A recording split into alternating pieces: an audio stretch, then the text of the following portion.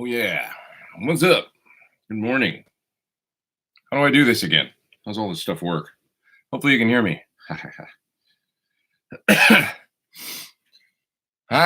So how's the light look? A little weird. If I can spruce it up a bit here.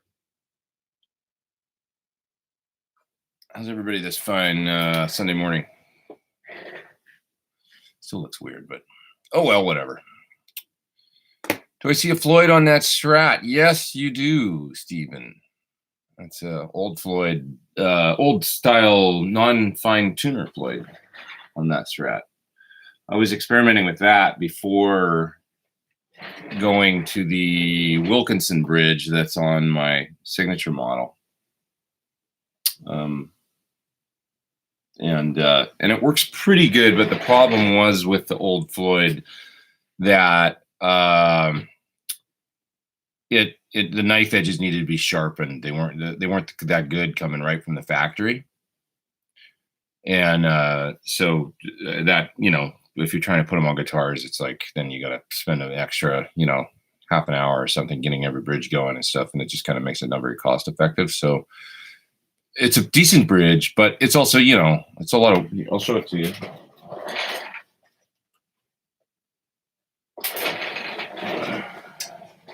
It's like that. I know on the Guthrie guitars or Charvel, they were using them, but they have the same problems and stuff. And so Fender actually just kind of made the bridge that's very similar to this, which is one way to go at it. But, the non sort of traditional post spacing and stuff, it's a kind of a lot of work. And they're just a bit more of a big honking piece of metal with the big, the way the block and the big screws and stuff. So ultimately we use the Wilkinson because it accomplishes a similar tuning stability when the bridge is set up really well and all that, but you get the advantages of just a standard two-post, the look and a little more low profile, and they work great. And the price is right and everything's good. Surfbee is in Boston. He says hello. About damn time, says Mr. Sweet.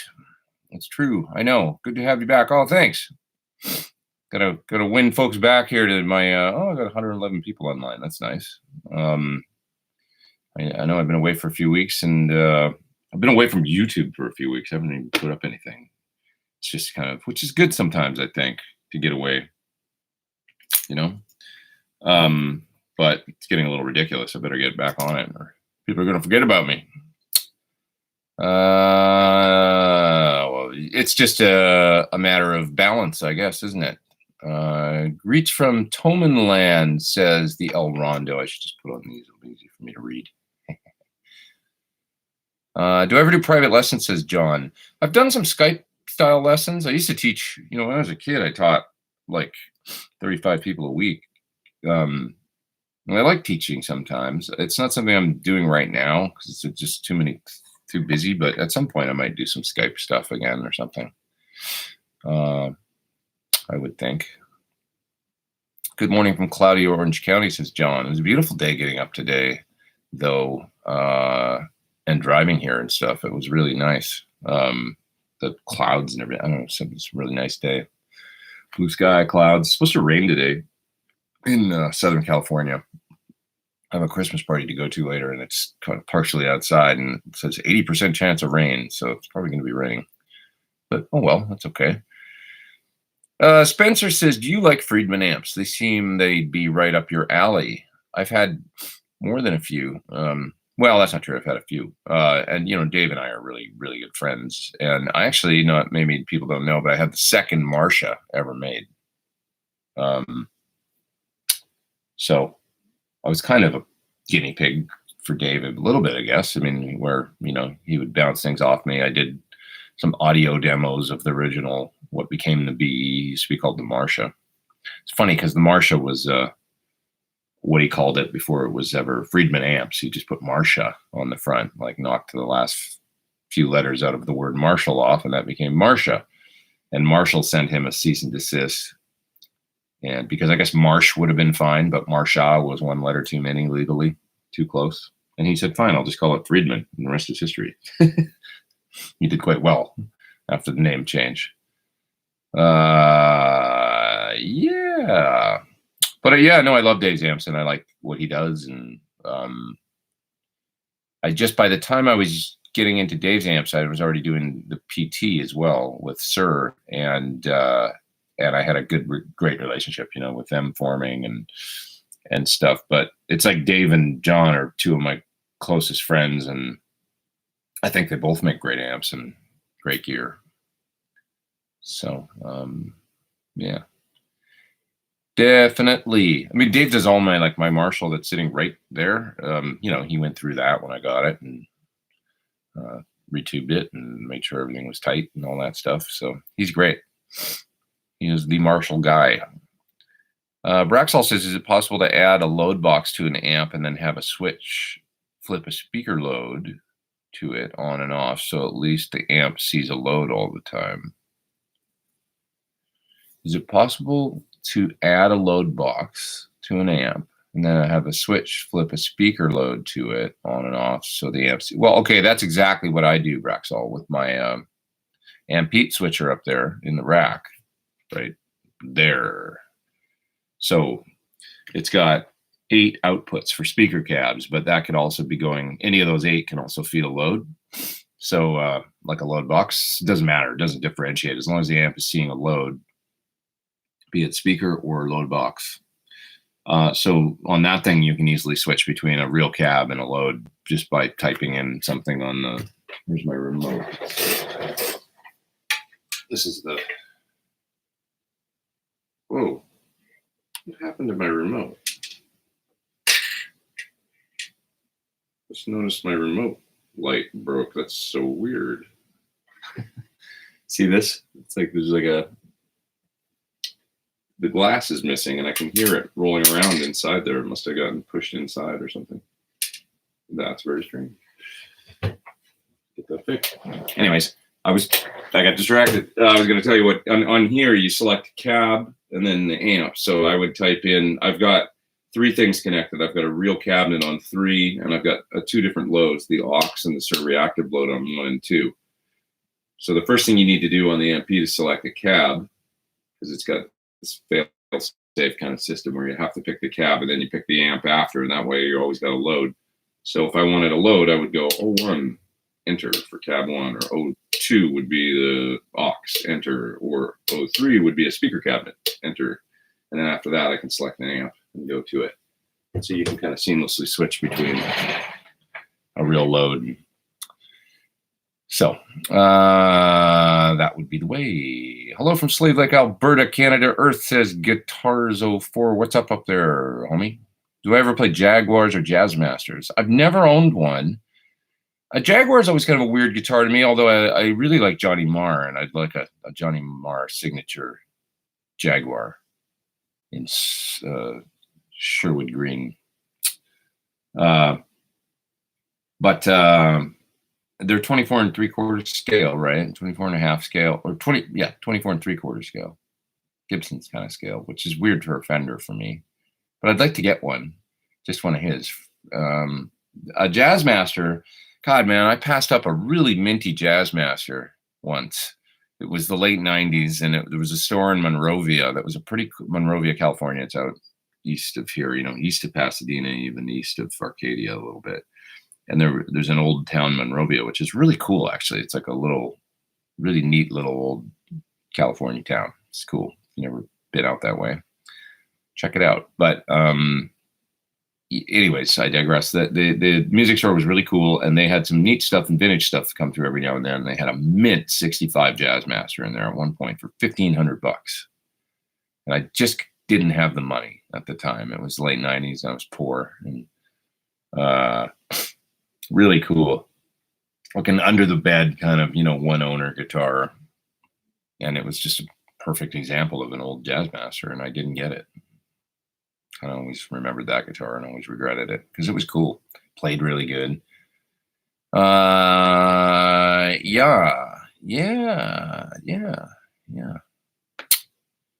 What else we got going here? No Christmas tree. You know, I do have one. It's in the other room. Shit, I should have it in here. You're right. And I got a little one for home the other day because I just got back from my clinics. So I thought, oh God, I got to get a tree. And I went and actually it looks pretty good. I think I did a good job. I went and got a little tree for, I thought a lot for $40. It's about this high. And I fixed it all up and got some cool ornaments and stuff, and it looks good. So that's at home right now. Kind of like it, a little compact tree. It's nice, not too crazy. But yeah, it's been a bit of a rush getting ready for Christmas the last couple of days, amongst other things. Can I please recommend a good microphone for recording amps? Can't go wrong with an SM57. Good old SM57 is really cool. That'd be the number one thing, It depends on what kind of sound you want. If you find them too scratchy and stuff like that. Here's a good one. This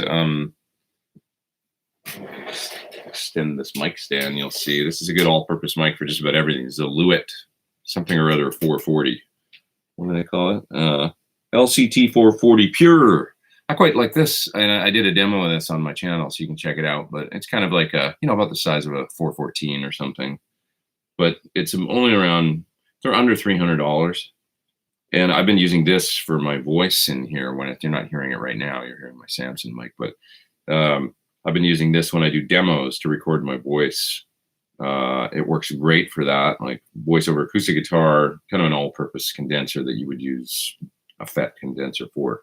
Sounds great on an amp though too. So if you had one of these and a 57, or maybe a ribbon mic like a I've got on my, if you watch that recent demo I did for where I did 4 distortion pedals, the Red Rocks, the Magellan, the McPherson, and the HRM. They're sitting right here, so I remember what they are.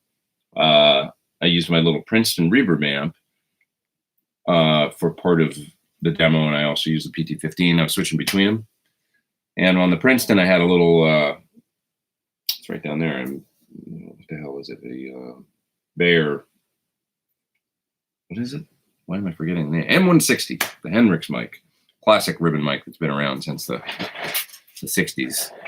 And I've got it, here, I'll show you how I've got it positioned. They're real forgiving. And you can kind of, if you like a warmer, kind of natural, more like a la, I don't know, amp in the room sound, the ribbon is a nice alternative. They're a little more money, but there's how it's positioned right now on the Princeton. I just took that. So I put it about I guess it's a half a foot or maybe something like that, or a foot if you took off the grill cloth in front of the speaker, right in the middle, because it's real warm. So you can pretty much put a dead center and then just pull it back a ways. Sorry. Bah.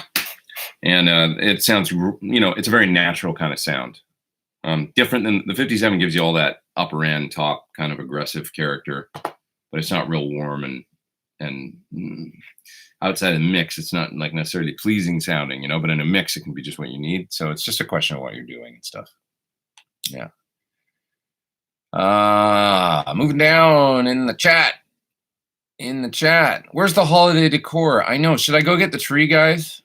Okay, I'll just do it. It's right in the front. Hold on. Don't anybody go anywhere. You guys talk amongst yourselves. Let's get the tree. I have a tree here. It's going to be great.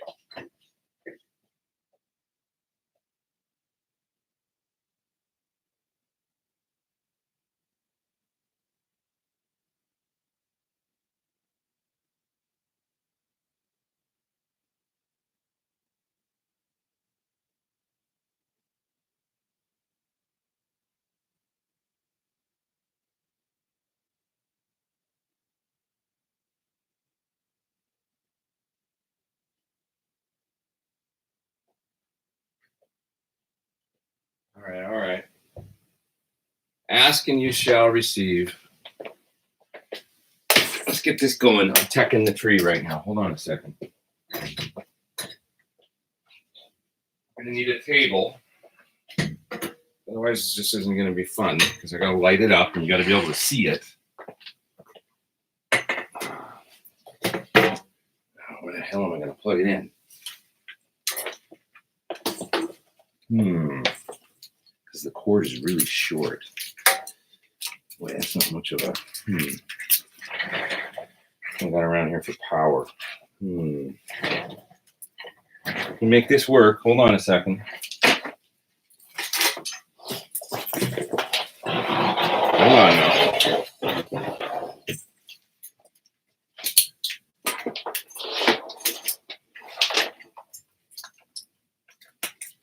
Oh, yeah. There's your tree. I got your tree.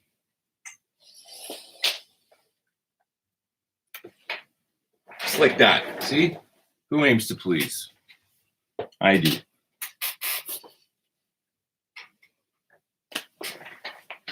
Best I can do. Not bad though, right? You asked for a tree and I got you one. And it took like a minute and a half. I'm a problem solver. There we go. It's a little bright though. Good. Just darken it up a little bit and then you'll see the tree a little more. It'll be great. Hold on a second. Hold on a second now.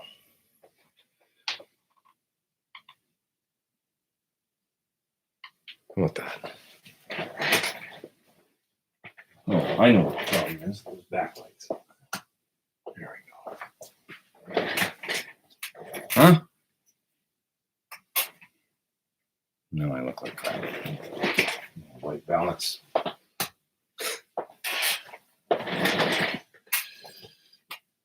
All right, best we can do.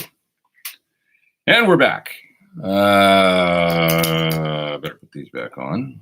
234 people online. Welcome, everybody. Merry Christmas. I put on my Christmas shirt. That looks a little better, right? It's a little more festive. I have a question for you, says Fabio. Do I think it's important for a session player to read music? It depends, is the answer. If you're going on a rock session where you're going to be working with, like, you know, a band and rock producer, that kind of thing. No. The most you'll have to read is a chart, maybe. Chord chart or something, you know. If you're doing film date, yes, you have to read. So it's really all about what you're doing. And there's everywhere in between, you know. So it's good to have some skills, some reading skills. I'm terrible at it, so I just don't do film dates. But it depends what you're into. Best volume pedal. Oh, I have this one that's pretty damn cool. I've seen this. Let me just show you it. So plug it in. You guys are putting me to work today. But it is cool. So check this out.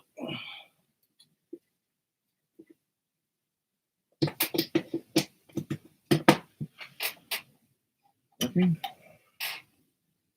Yeah. Boot up. Okay, it's Ernie Ball. See the display? So it's got a numeric display, so you can kind of, if you know you like a setting, you can kind of get it dialed right in where you like it, and then when you dial all the way back here, it becomes a tuner. So when it's in the mute position, it's a chromatic tuner. Pretty cool, right? New Ernie Ball. Buffered, which is nice, I think. It's got an effects loop in it, send and return. What else? Well, that's pretty much it. Doesn't have a tuner out because it is a tuner. So, really nice though.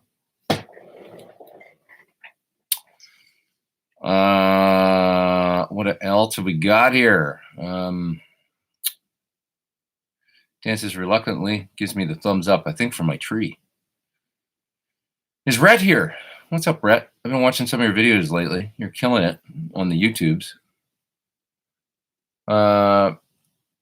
Cone cry, how to fix it. Unfortunately, there isn't a hell of a lot of fix, I don't think, other than maybe getting the speaker reconed. So that's a tough one. And for the price of a new speaker, I would rather just buy a new speaker, you know, rather than recone, unless it's an old speaker. It's real cool. You know, something that you really want to get working again.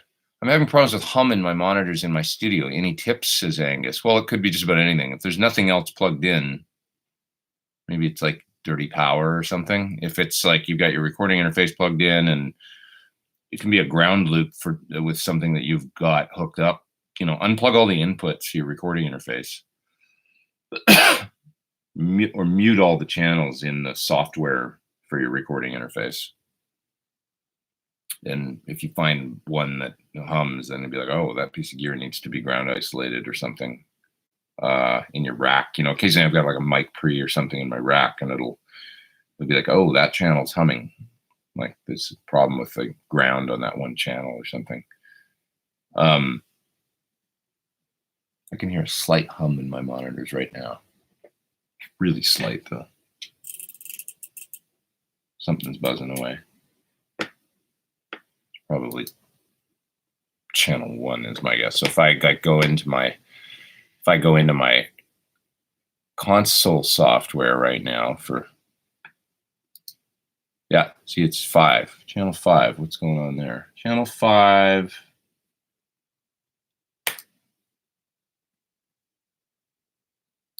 Yeah, that's the input, I think, for my, okay, so I know what it is. If I turn off, I've got a mic pre that I, in a 500 series rack over here, a Maris mic pre, and it's hooked up to channel 5. And that's what I'm running my PT15 line output into that pre just for some line gain. And when I turn off the mic pre, it starts buzzing because there's a little ground loop that happens unless the unit is powered. So see, I just figured it out by figuring out that one channel that was creating the hum. So that's how I would go at it. I'd look at every single channel that you've got plugged into your recording interface, mute each one, and see if one in particular is humming and there's some ground issue with that one channel. But if nothing's plugged in, start by, it's always best a process of elimination when you're trying to figure out things like this. Eliminate everything. Just go monitors. Okay, is that buzzing? Okay, well that must mean I've got weird power. And then plug in your recording interface to the monitors, and then plug it, go one at a time and figure out where the culprit is. And I find that's best with guitar rigs too, by the way, when you're trying to isolate where a problem is, be it a ground problem or lossy, if you're feeling like, man, my high end is, I must have a bad cable, or maybe there's like one effect pedal that has a really high impedance output and it's causing loss, that kind of thing. And you can go down and figure out, oh, I need to put a buffer here at this point in my rig, or that kind of thing. Richard says, Pete, you're an amazing guitarist and a class act. Thanks, man. I appreciate it. I feel like I'm still a student of the guitar. Yeah. What else we got here? Moving down.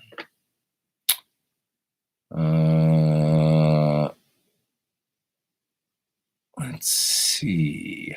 Very festive, says someone with a name I can't pronounce. Ben Coombs is in the house. What's up, Ben? Thanks for being here. What would I suggest for a dirty boost on a pedal board to put in front of an amp other than a tube screamer? Probably a dirty boost. I mean, I love the Coco Boost from Sir. It boosts mids in a way that's just really guitar awesome friendly. Like it kicks the front end of any amp in the mids in a way that just makes it scream and sing, and it's really a beautiful sounding box for lead. That said, I don't have one on my board right now. I kind of wish I did.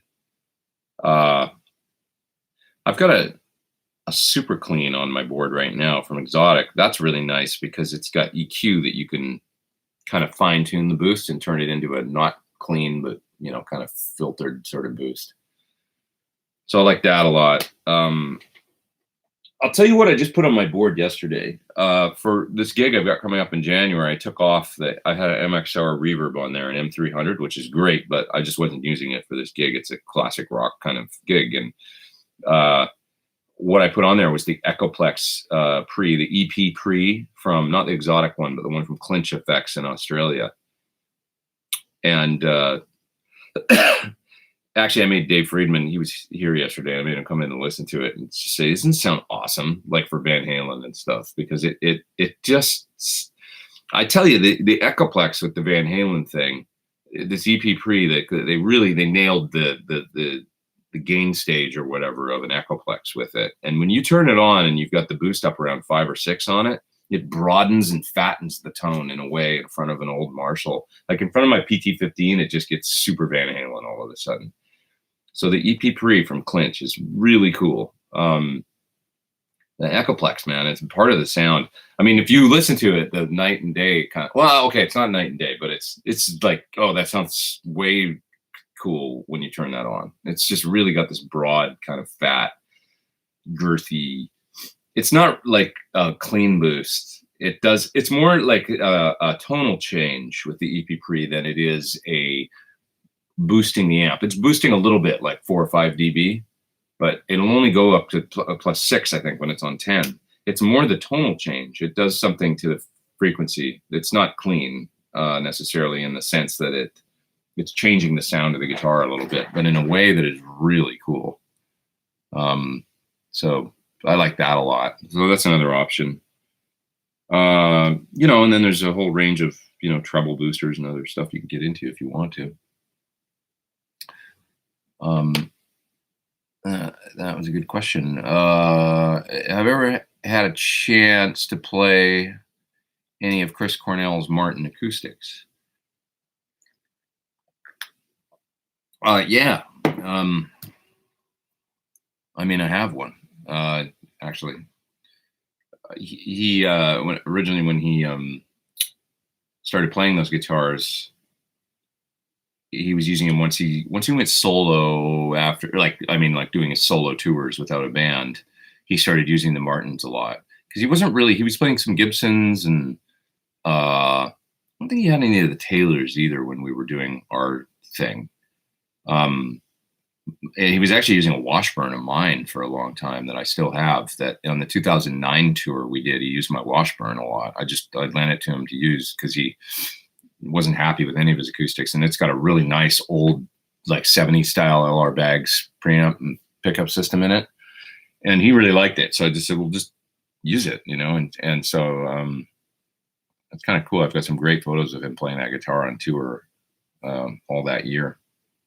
Unfortunately, that guitar's developed kind of a weird bow and rise in the end of the neck that would require a lot of love from a tech to see if he could get it playable, because it's like it's just kind of, you know, it's fretting out on that, you know, where acoustics get that rise at the end of the fingerboard sometimes. And so, but it was a really nice sounding guitar, actually. It was made in the Washburn custom shop, just kind of a weird one-off dreadnought style guitar. Anyway, I digress. He wasn't really happy with his acoustics. And then after that band was kind of not doing stuff anymore, and he went and did the songbook tour, he started playing the Martins. And I picked up one of his Martins at one point when I was at his house, or maybe at I went to see him play or something. I can't remember when it was. And I said, these guitars are great, dude. They're so nice. Because he had a couple of them. He's like, yeah, I'm really liking them and stuff, and the pickups in them. And then I asked him, I said, is there a way, do you have a hookup at Martin, a contact? Can I buy one of these through, you and your contact or something at some point? And he said, absolutely, just let me know when. And then I never followed up on that. And that's when, around 2012, maybe a year or so later, he called me at work one day and he said, hey, can you come over? What are you doing? You got any time today? And I said, sure. And I drove over to his place because it wasn't that far from my studio in Santa Monica, the one I had at the time. And I got there and he was playing basketball with his kid out front. And he said, oh, just a second. He ran inside the house and he came out and he handed me a case. And it was the D28 and gave me that guitar. And I was just like, I couldn't even talk. I was like, dude, what are you doing? Like, this is too much. And he just said, you're always here for me. You always help me out. And, this is the least I can do, something like that. And just take it, it's yours, And I was just like shocked, I still feel like I didn't thank him enough for it, to be honest. It's like, I just feel like I didn't, and he was almost shy about giving it to me. I remember that. Like he was kind of like not looking me in the eye and kind of handing it to me. And I felt like it was like I don't know. It was a really special thing. It was one of the nicest things anybody's ever done for me or given me, So and that guitar was just one of his, I think, that he was using. It had this logo on the case and everything. So, anyways, it's one of those D28s. I did end up putting a different pickup in it. I wasn't that happy with the pickup, so I got a nice LR Baggs, the Anthem or Element. I always forget the name. One is the pickup and one's the preamp. Anthem and Element, and I had that put in it. And it sounds really great now. You can see it in lots of my videos and stuff. Like I think about the orange video I did for their preamp, their orange preamp. You can hear that guitar really clearly in that, and, as well as maybe the video I did for the SSL channel strip plugin, and dialing in acoustic sounds or something I called it, and I showed some EQ tips and stuff. I'm playing that, and you can hear it mic'd up in that video. Yeah. All right. What else we got here? Somebody's looking for the Yule log. I don't have that. Sorry, I just got my tree, my little tree.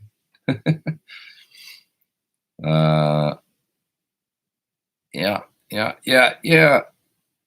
I got my red shirt on too. Come on, doing the best I can. Okay. McCartney's done a classical score and he doesn't read music, says Zappy. That's in reference to an earlier question about doing sessions and do you need to be able to read or not? Yeah, but he's McCartney, so he gets a pass. If you're the guitar player that comes in for a film date or something and you can't read, they'll just say next. They'll go home. SD Design says he's up in the top chat. What were those really good inexpensive headphones you mentioned a while back? Anybody remember my headphones? Because I always forget the name, and I feel bad because they are really great. And I've got them I have them in my bag out there, but I don't want to take off again. Let's see if anybody in the chat remembers the headphones I brought up a few weeks ago. They're $69, and you can get them on Amazon, I think they sell them, and they're kick ass. They sound really great. Somebody's going to remember because somebody probably went and got them. So SD Design, let me get back to you on that in just a minute. Chuck is in the top chat. Hey man, thanks very much. You're too kind. Merry Christmas to you, good sir. He says, I got a Princeton Reverb 57 in an ISO box to my mic pre and an interface. Sound coming from monitors is either weak in comparison to the wave I'm tracking or clipping too hard. How to balance it. Is it okay to record at low dB? Yeah, you don't have to, when you're recording digital, print any hotter than -12, I always say. I mean, some people recommend -18, I saw the other day for electric guitar tracks. Don't print it as hot as you possibly can. You don't need to. With modern converters and 24-bit 48K or 24-bit 96K resolution or whatever, you don't need to do that. So yeah, all your tracks build up all too hot in the DAW, and you got to keep all the faders down right around the bottom of the, virtual mixer, and it just doesn't really work. So there's no reason to do that. You've got a 57 in an ISO box. Your mic pre into the interface. Sound coming from monitors is either weak in comparison to the wave I'm tracking, or I'm not sure if it's like you're unhappy with the sound, if it's a thin sound, Chuck, or if it's just the level issue that you're having. But I would say just, you don't need that much gain on the 57, whatever mic pre you've got, just turn it up a couple clicks and that should be enough. And try and print lower than -12, -15. Get the tone of the amp just right. You don't have to open up the mic pre very much generally when you're printing electric guitar because it's generally going to be pretty hot. Just as a basis rule of thumb where to start. Ask again if there's some other issue that I'm not addressing. You can just do it in the regular chat there, and I will get to it in a minute. And thank you again. Preston Smith says, I can read tab fast enough to sight read, but not standard notation. Wow, really? That's impressive. I can't read tab that fast. It does freak me out, like a billion ants on the page. It's a thing that you could probably get, though. Like, sight reading on guitar, it's a bitch. I get it. I mean, I used to sight read. I played clarinet in the 8th grade. I could sight read on clarinet. I played violin. I could sight read on violin. The guitar is a difficult instrument to sight read on because of the way it's the tuning in fifths and fourth, whatever. It's sort of like a bunch of keyboards all stacked on top of one another. So the positioning and stuff, when you've got different places that you can play the same note in the same octave, is just weird on guitar. That doesn't happen on the piano. There's only one place to hit that middle C. Whereas on the guitar, you got a couple places where you can go. So I find that makes it difficult, I guess. But it's also really possible to if you're a decent guitar player, to sit down and probably within a couple months, if you worked on it for an hour every day, 5 days a week, you'd be sight reading. Not like at the level where maybe you need to go in and play a film score or something, but I know I could do it if I just worked on it a little bit. So don't be intimidated by it. Maybe if it's something you want to tackle, the way to do it is get one of those beginner guitar books with cool little like classical guitar arrangements or something that's really simple, and just start from scratch and just work on it a little bit. It'll be kind of boring, but if you just sort of apply yourself, even if it's 20 minutes a day for a little while, you'll be reading. It's like I've come to learn and it's kind of fun actually working on that stuff as you get older. I find it's like when I was doing, I found the way to learn for me hiragana and katakana, which is like the so like if I get quizzed on this, so that's shio, these characters. That is like this and like this, and then it shows me the thing behind. You draw it. These are, basically the phonetic sounds of Japanese. That's just this, I think. Oh, I screwed up. It's that and that. Now you got me doing my Japanese. That's this. So see how it colors in behind? So you got to draw it. And I never would have thought that I would have learned how to do this, But I can do it now. And I can sort of read this stuff now like a 3-year-old, but I can read it. I just applied myself to an app. There's got to be sight reading apps that teach you, where you could probably in no time be identifying notes on the, and similar things. So there's different ways to learn things now. You sit there on an airplane or something, or when you're just bored, and you can spend time doing that stuff, and all of a sudden you've got this new skill. There's so many different ways to do it these days. So when I think about what a crappy math student I used to be, it's like, why was I bad? I know I could just apply myself and learn that stuff. It's just step by step by step by step. So anyways, and it feels like when I work on things like that now, I'm enjoying it more than I did in my 20s or 30s or that kind of thing. It's like applying myself to learning something like, another alphabet or sight reading for me is like, it feels like being a kid again. I think that's what I like about it. Anyways. Blah, blah, blah, blah, blah. $610 for that M160. Holy cow, says Dan. Yeah, they're not cheap. You can probably find them a little less than that, like maybe around 500 somewhere. But that's not bad for a ribbon mic. I mean, like a Royer, 121 is more like, I think they're $1,100, something like that. So it's half the price of that, and it's a great sounding ribbon mic. You can experiment with. I'm a big fan of the ST170 from Sterling, which is Guitar Center's brand. And it's $199, I think. And it's a killer kind of copy, I think, of a Royer 122.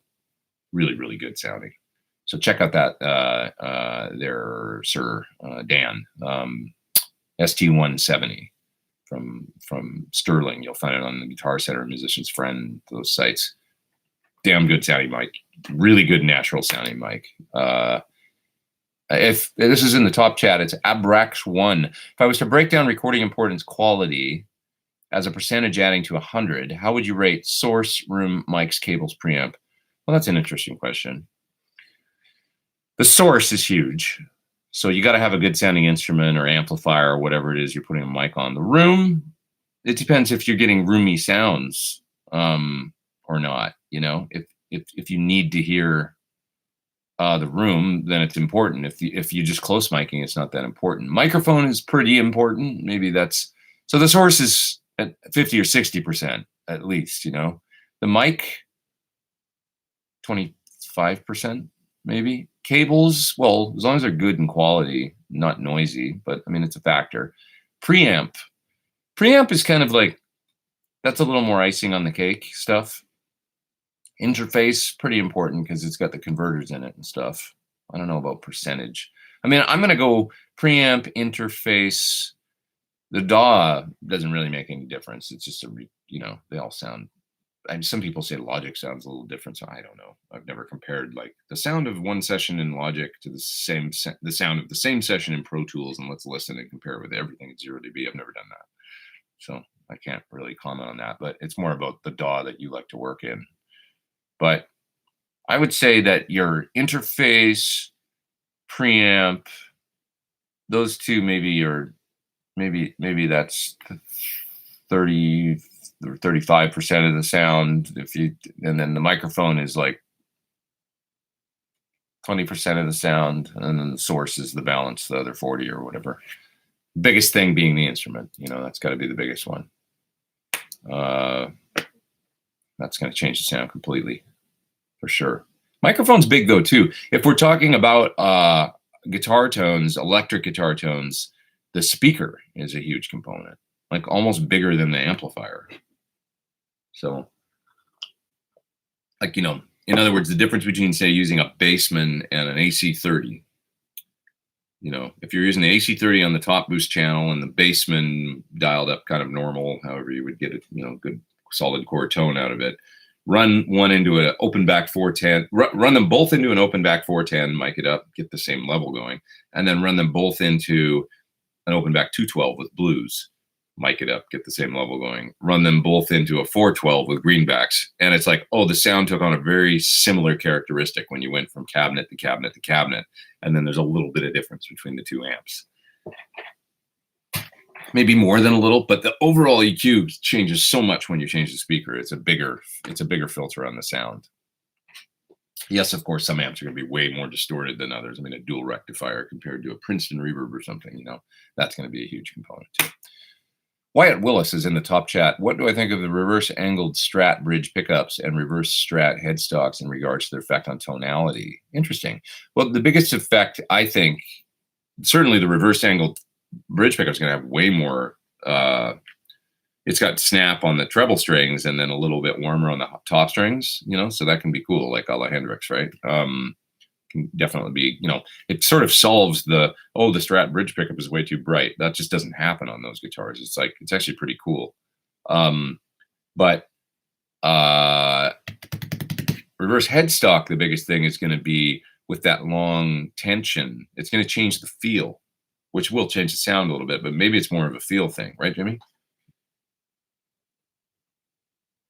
It's going to change the tension and of the low string, right? Because you've got a longer, it's going to be a little more taut, and so that's going to change up the feel a little bit.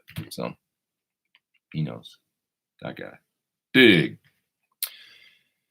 So you have to decide whether or not you like that tension. It can be cool because the lower strings stay a little more taut, and the high strings will have they'll be a little slinkier for a given strat, style guitar. Kind of neat. You're making me kind of want one, actually.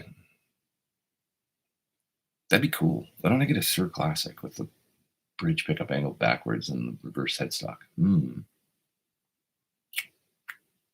File that one away for next year. Peter Urban is in the top chat. He's in Canada. What's up, man? What's up, homie?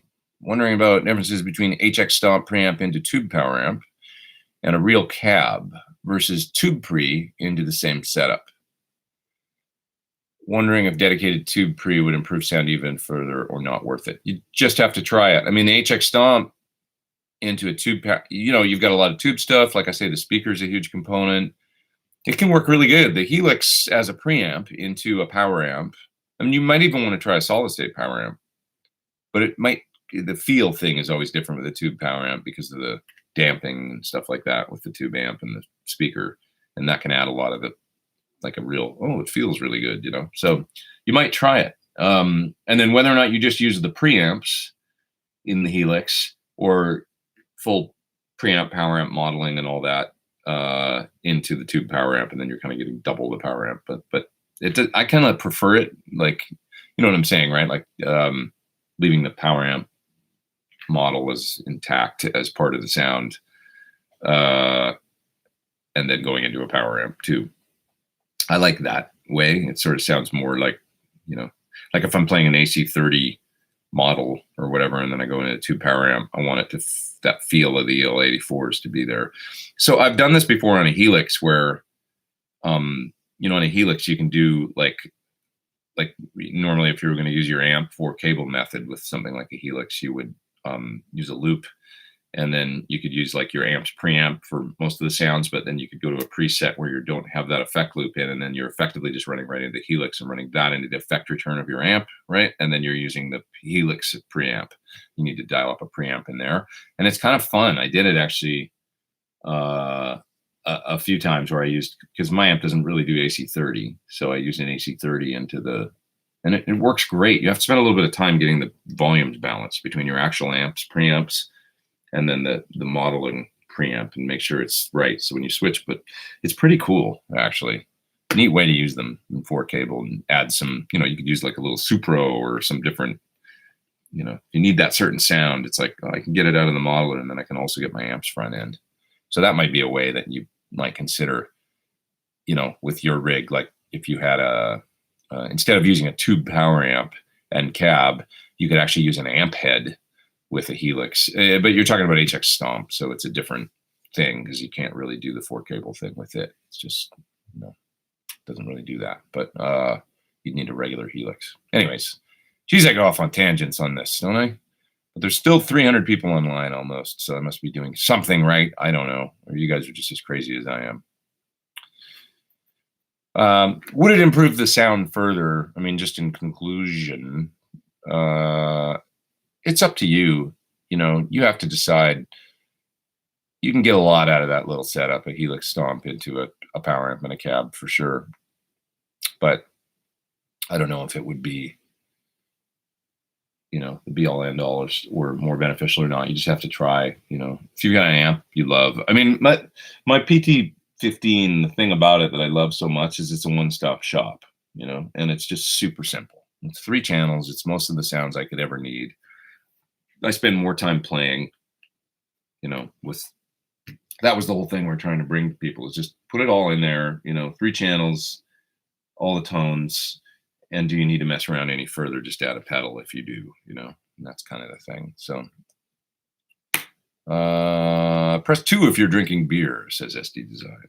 I don't have beer. I've got in my mug with my face on it. Coffee, of course. Coffee as advertised. What 3 pedals would you bring with you if you were stranded on a desert island? If I get 3, it would probably be something like an H9, a multi-effector of some sort, a drive, and a compressor. That's what I would bring. Then I'd have it all. I'd have all my mods and delays and reverbs and rotaries and a clon or something for drive, and a compressor for my cleans. I could do my whole career still, even on that desert island,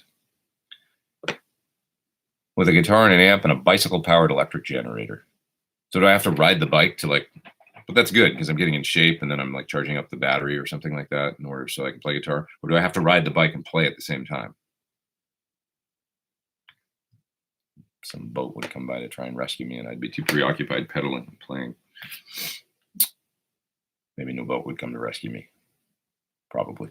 Paul Ewing says building an amp-style head from a small parametric EQ to a Strymon Iridium to mic pre to half rack Type C 450 watt amp.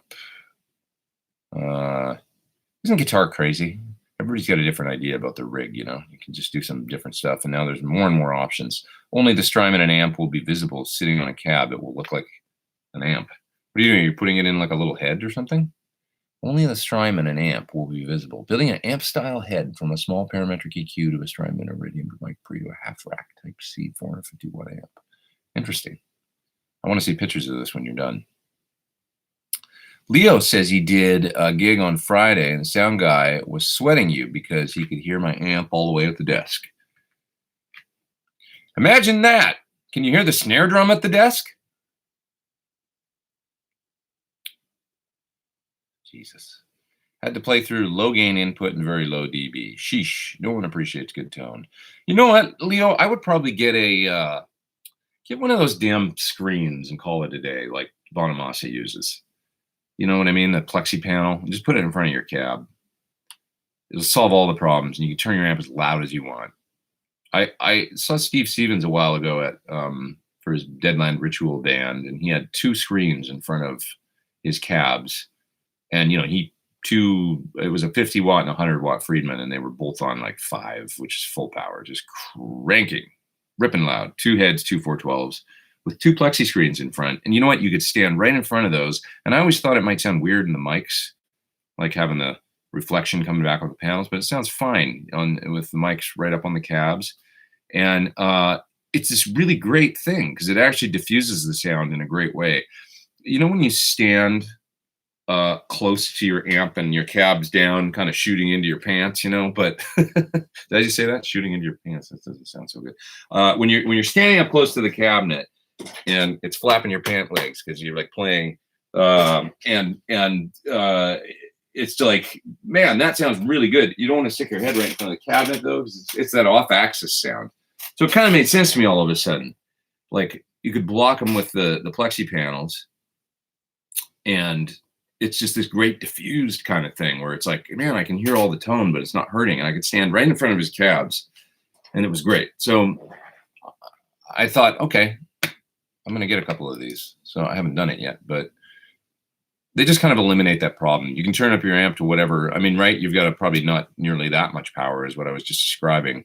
And you can turn it up to whatever level you want. It's going to be rocking, and the sound guy will be happy. Be like, yeah, that's great, because he's not getting that. It is weird how like certain amps, when you stand back at the desk, especially if it's pointed at him, sometimes it can just be the angle. You can just turn it, and it's not beaming right at them. But like I've heard even in big venues, like big outdoor, you know, like sheds, an AC30 off the stage, and if it's pointed the right way, right at the desk, it's like the beam is loud, right? It's weird. It just goes like a laser beam right to that one direction.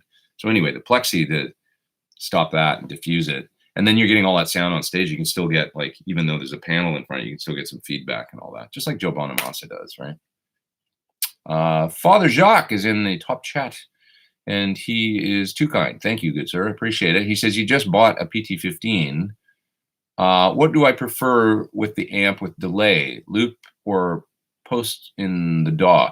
It just depends. I mean, on my whole clinic tour I just did, I ran my HX effects in the loop, and I printed all the delays on that song. But normally I would probably do in the DAW, because then you can tweak it later in the mix and you can always get the balance right. But I like to have a delay on my, if this gives you any clue, on my pedal board, I like to have one in front. So I've got an Echoplex in front from Dunlop, you know, the little Echoplex pedal. And then I've got in the loop, mainly I'm using a DD500 for my delays. It's down there right now, blinking away at me on the floor in the tap light. I'm getting a little bit better at actually programming it, even though I've had it on my board for a couple of years. I haven't gotten that deep into it. It's not the easiest thing to edit, but it does sound really good. So I run the DD500 in the loop and the Echoplex in front. And that works good for me with the PT. Just be aware that with the 15, because it is a lower watt amp, as you're turning up those masters, you know, like with everything on 5, the masters, you're going to get one thing. And then as you bring the masters up to 6 or something, if you want to get a little, now you're getting into the amp breaking up pretty good, like more than a high power amp would. And you're probably going to find that your delay, if you're running it in the loop, gets louder, because it's going to be compressing the delay and stuff, which can be cool. You really like it, but you just have to set your balances a little bit more careful than you would on something like a PT100. That's the only thing. So what else we got here? Let's see.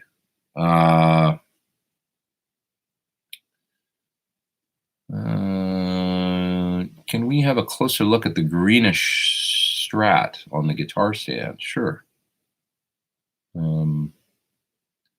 I use an amp stand for my combo at small gigs, says Guitar Hack. It tilts the speaker slightly upward, which makes it a lot easier to hear. That could be, you know, I think he's offering an idea for the other fellow that was having the issue with, you know, fighting with the sound guy. I'll show you this green Strat.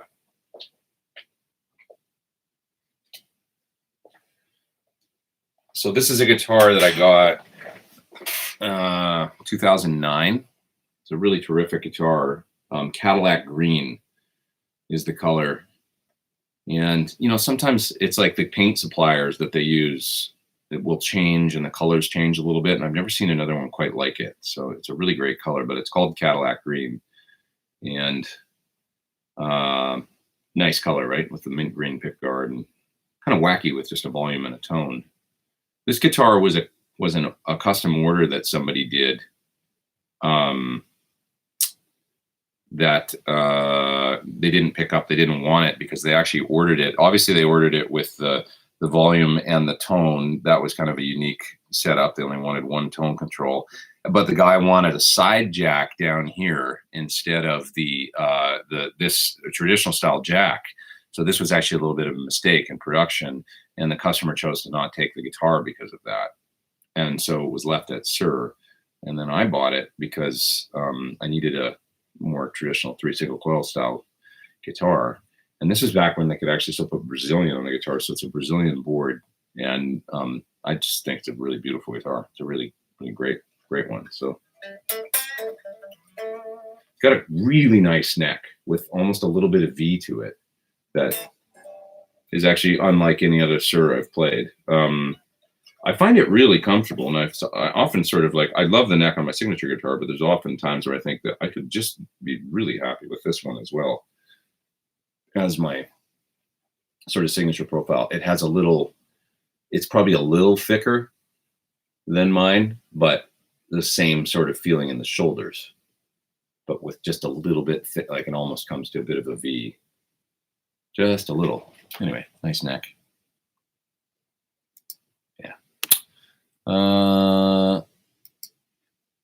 Thanks again, Father Jacques, for doing the top chat. Appreciate that. Okay, moving down. We got here.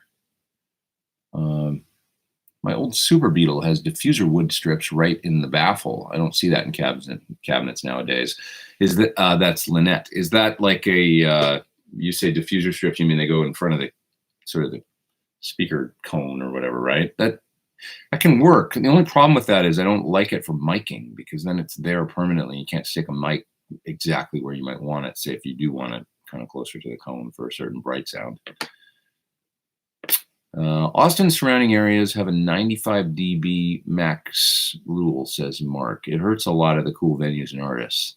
It's like people buying near airports then complaining about the aircraft. Yeah, man, I've heard, you know, like Gary Clark in that Foo Fighters documentary, he made the point that like everybody moves to Austin because it's cool, and then they complain about the noise. You know, it's kind of dumb, man. I mean, you know, it's like, don't screw up the thing that was great about the place that you moved there for a reason. And it's like, you don't change the culture of the city, but I guess it is what it is, right? You know, what can you do? I went to 6th Street a little while ago, and where it used to be cool is actually not really cool anymore. It's like all like kind of boom, boom, boom, you know, dance clubs and stuff. Although 6th Street, way further down, like out of downtown, was really cool. There's a bunch of clubs down there and stuff, and different things going on. That there was like a punk rock kind of bar that I checked out, and more like, I think it was like live karaoke country kind of place going on, some different joints that were pretty fun. But the whole 6th Street thing was kind of shit showy. It was like a little bit people riding around on the scooters, which were just, I hate those things, you know, they're like going way too fast, and kind of, you know, drunk clubs. Like the volume certainly wasn't the issue. It was more like the insanity. It felt a little dangerous too. Like it was like a lot of, you know, just drunk craziness going on down there. I don't know. It wasn't the Austin that I remember from the last time I had been there. But I know there's other parts of town that are cool and stuff. So just shifts, I guess.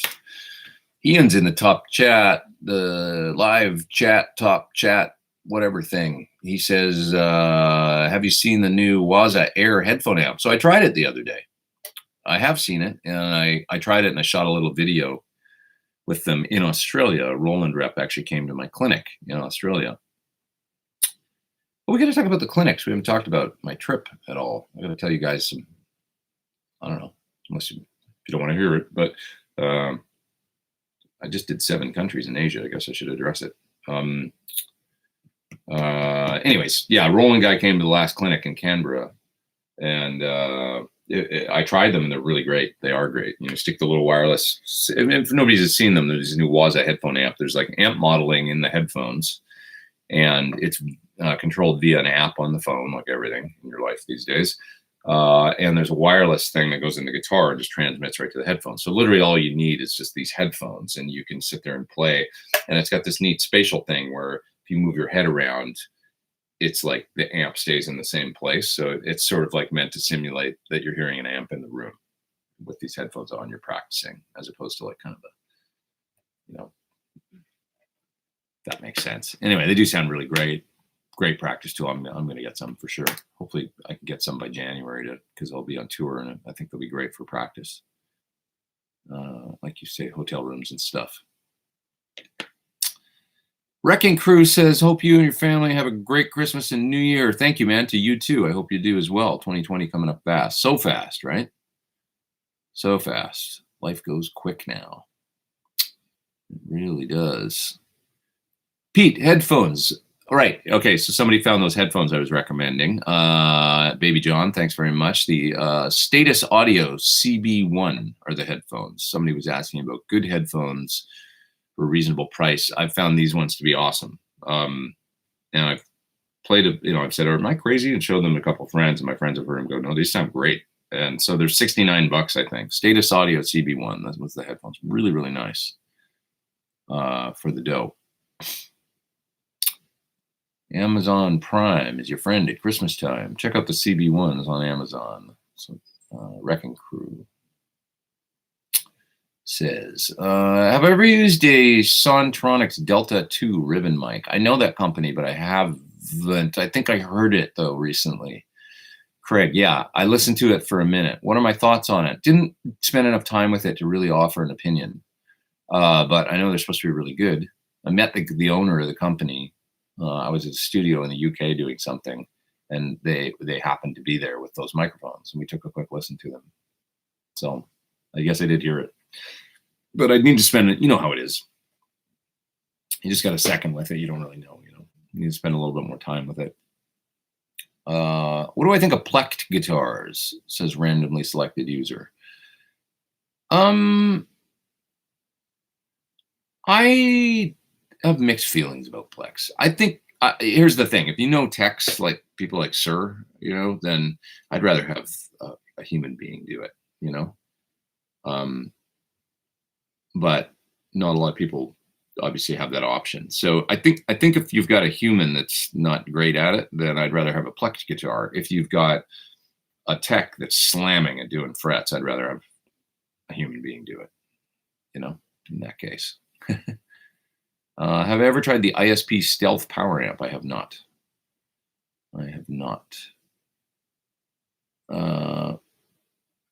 Let's see. Favorite fretboard wood, says Super Gigawatt. Generally speaking, rosewood. That's what's on my signature guitar. I think it's a good all-rounder. I like the feel. I like the look. I like the tone. But that said, I'm actually getting a couple maple neck guitars these days, and there's a certain snap and quickness to maple that's cool for some sounds. So I've got a couple that I'm doing a Sir that previously had a rosewood fingerboard and a real thin neck on it, and I'm having it re-necked actually, and it's going to be maple board, roasted neck maple board, because I don't have a maple board Strat right now. I don't have a maple 50s style. Ebony, nice on a Les Paul Custom.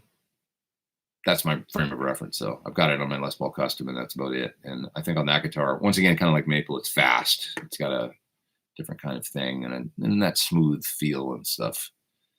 Across the board, there's something about rosewood where I always feel like it's warm and nice. Got a different thing. What pickups are in the green Strats? Mr. Campbell's asking. It's V60 LPs in this one. And I like those, and I also like these V63s. How often do you use the single splits on your signature guitar? Says 5 Watt World. All the time. I really do. I use them a lot. they sound really good. A guy came up to me the other day and told me that he's got one of my signature guitars. He brought it to, actually in Australia, to the clinic, and he had me sign the backplate on it. And he said he was doing a session with it.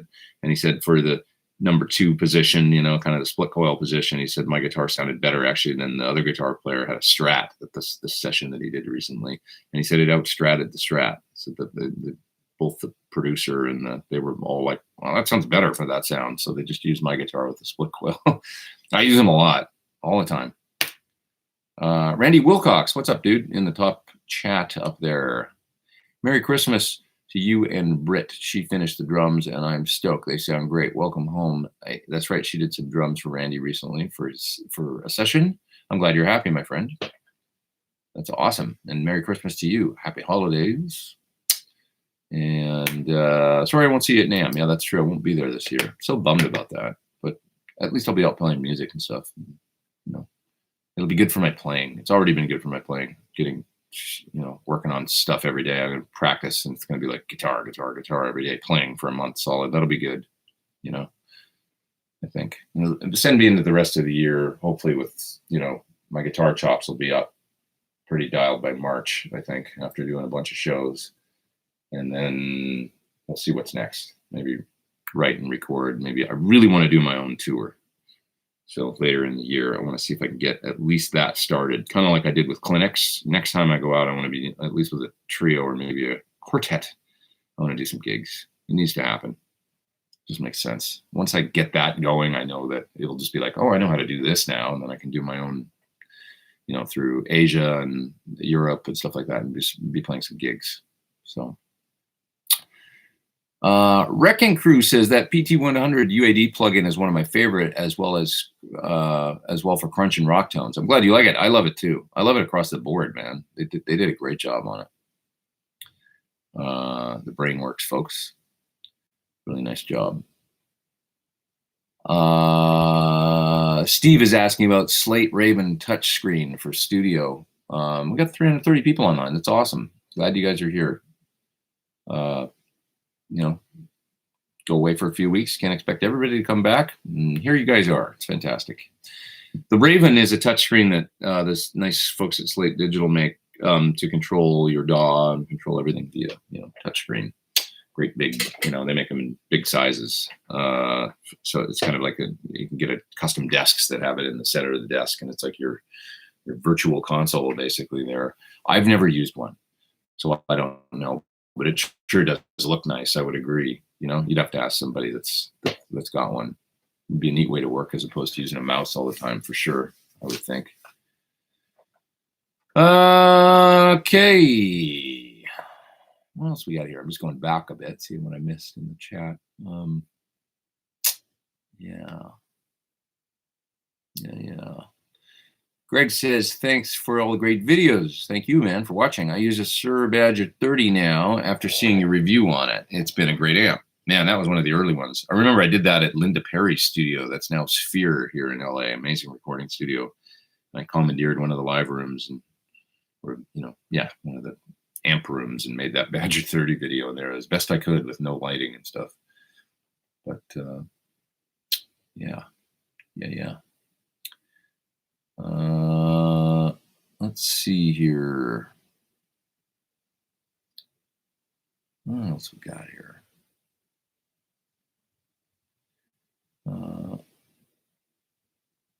I like the Weber speaker diffusion devices, says Tom. So do they make something like a speaker diffuser you can put in front so you don't get such a beam? That's interesting. I didn't know Weber made that. Do they retrofit to kind of any cabinet? It could be something you could try there if you've got beaming into the sound guy's ears problems. Chuck Rios says, I talked to Tim Pierce about a possible meet and greet in the future for his MC. He thought it would be a good idea. Would you be down for that? What's his MC? For his, I don't know what that means, but I love Tim. He's a good friend of mine, and I'm always down to meet with Tim and hang out. That's for sure. Sorry, Chuck, I don't know what that means. MC. Somebody explain it to me. I'm old. Yeah. I'm a big fan of Mr. Pierce, always. I miss him. I wish we got to spend more time together. what else we got here? What else? What else? Been using the screen of shame for several years. Don't like not using it now, says Vent Guitar. Is that like the screen to go in front of the amps? It works good though, right? You can crank your amp into the zone and get it sounding good and not piss off the sound guy. What's wrong with that? Absolutely nothing. Yeah.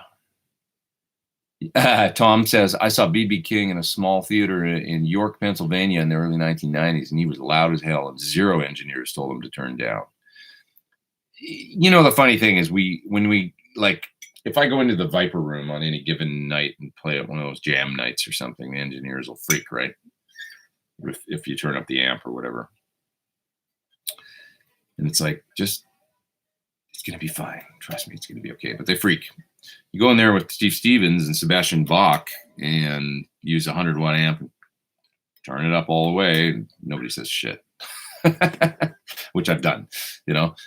So it's funny. It's like it depends on the gig and who you're playing with and what kind of night it is and stuff. And it's just how it is, you know. B.B. King, they're not going to say anything to. Stevie Ray Vaughan shows up. It's like, sorry, man, this is just my show. This is what I do. Stevie Ray Vaughan's not showing up anywhere these days, but you know what I mean. Back in the day. Oh, boy. Okay, I'm backing up in the chat a little bit. And let's see. Any recommendation for a good tube amp for bedroom use? The PT15 IR. Honestly. The best tube amp for bedroom use because you can use it at any volume through a powered speaker and crank it up. Could be a TV volume and you could be getting full-on power tube saturation. So it's the ultimate. But if you want to play a small amp, I love my little 1-watt Marshall. You know, it's pretty cool with the attenuation switch in and my little 110 cab. You can't see it. It's up on top of my SL68 up there. 2 knobs, volume and tone. Sounds great. So those would be my 2 recommendations. Yeah. And Albert says, hello, come back here in Italy. I'd love to. Did we meet while I was over there? I had a great time in Italy. One of these days I'll get back, both to Lake Como and to the Amalfi Coast. Come on now. It's good stuff. I've got expensive tastes. John says, what kind of tweaking do you do with Superior Drummer to sweeten the sounds and performance? Well, Superior Drummer is a little more intense than Easy Drummer, and you need to go in sometimes. I find the way that the drums are mixed in the internal Superior Drummer mixer, sometimes the cymbals can get a little bit crazy because they'll be running through some like ribbon overheads or something with some compression on them, and the cymbals you hear go can get kind of nuts. And sometimes you got to go in and fine tune that stuff, like pull the overheads. You can individually pull certain drums out of certain groups of mics. So sometimes I need to go in and pull down the hi-hat or the crash cymbals out of the room mics or out of the, you know, overheads and things like that, because it gets too, it's almost like phasey sounding or something. So that's one thing that you can do. Just be aware of the cymbals in the ambient mics or the stuff that's getting compressed and stuff on the more kind of, you know, crazy rock sounding stuff. What else? I always run out I don't bust it out like I used to with Slate through individual faders, because there is that great mixer in there and there's internal plugins with, you know, EQ and stuff. So I'll do all that within the Superior Drummer program and then just spit it out stereo. But I will put the stereo bus out through a channel with a Slate plugin on it with some EQ and a little bit of compression and stuff like that. And just kind of, you know, like, so 2 mixes coming out through something that I'm squishing a little bit and all that. With a little compression and stuff. Yeah, so that's some stuff that I do.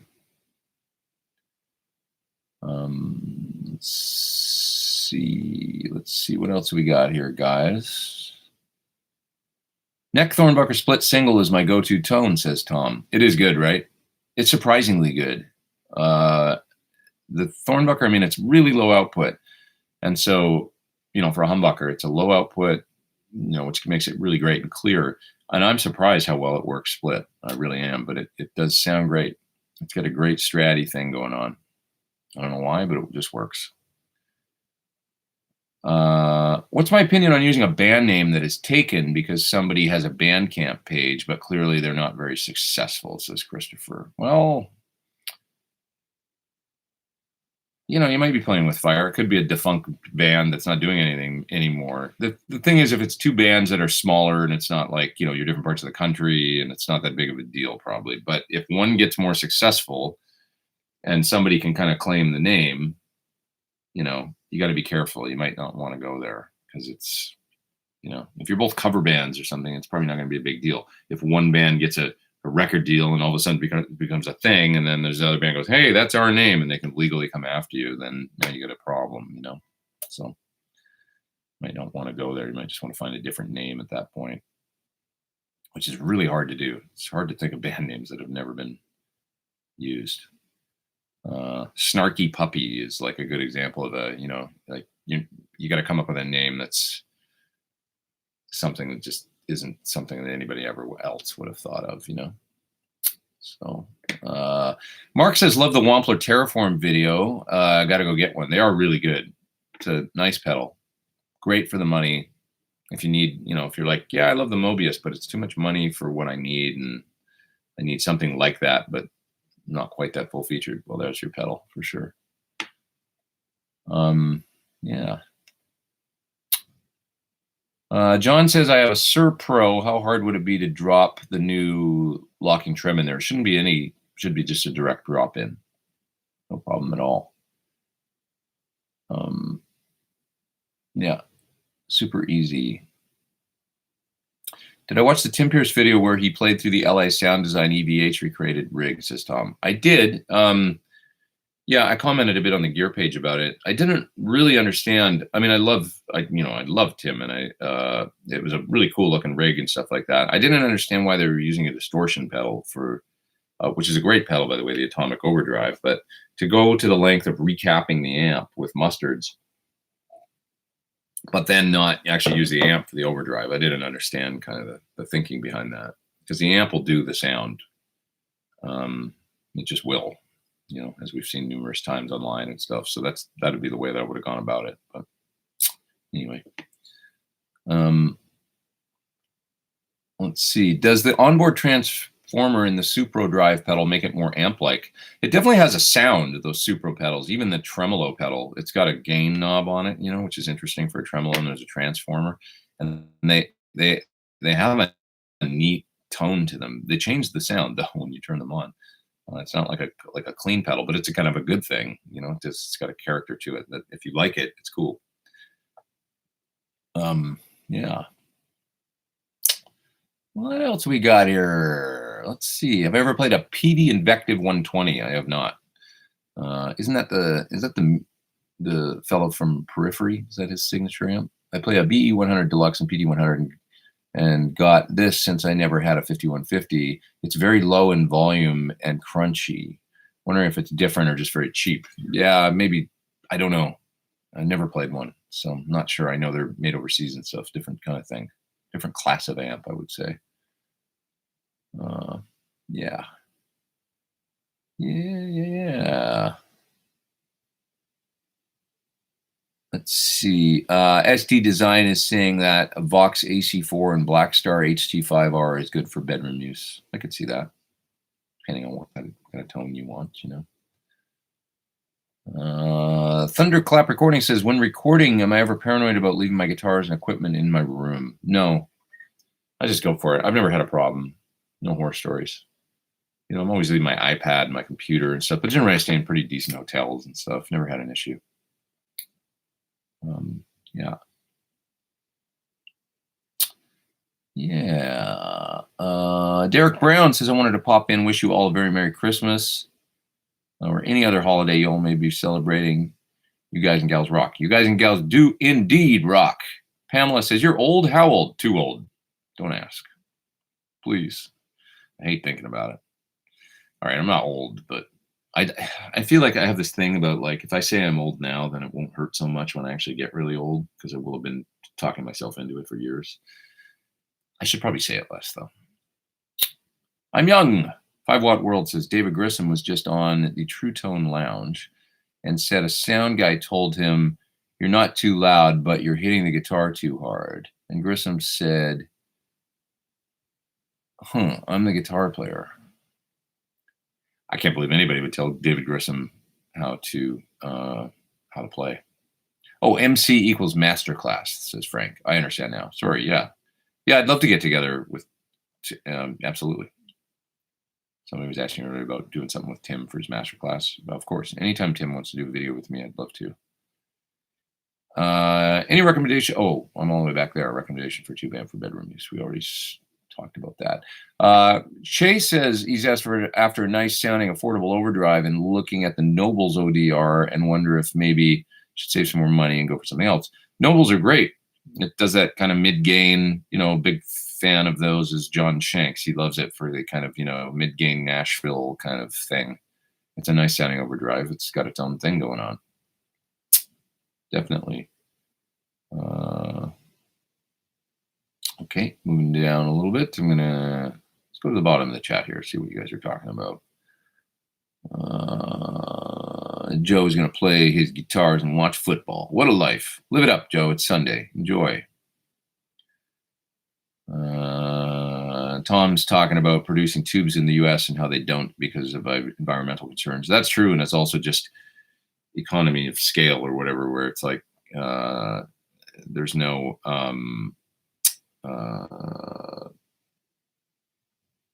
like money in it, because everything used to have tubes, right? So everything used to have tubes, and you'd go to the store and buy your tubes, and put them on the tube tester in the store and make sure that they sounded good, or not that they sounded good, make sure that they worked so you could put them in your television or whatever it was, your radio.